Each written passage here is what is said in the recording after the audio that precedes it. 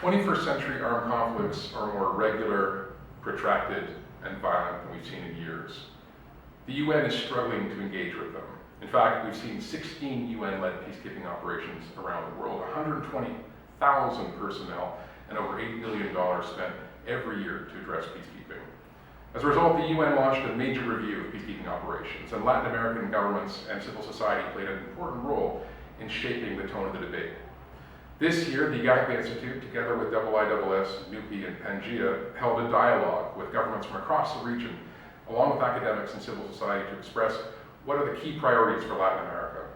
There are at least four that emerged in our discussions. First, conflict prevention, long-range horizons, and partnerships are absolutely critical to the future of conflict prevention, peacekeeping, and peacebuilding.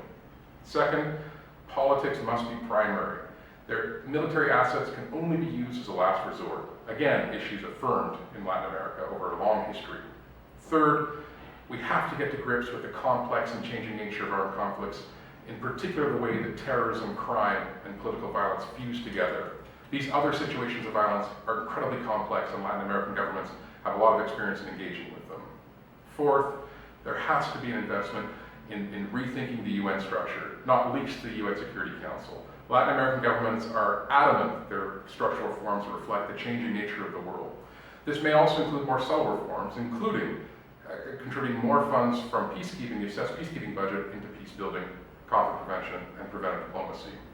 Latin American governments have a long and distinguished record in contributing to peacekeeping over the last 50, 60 years, and I expect it to continue into the 21st century.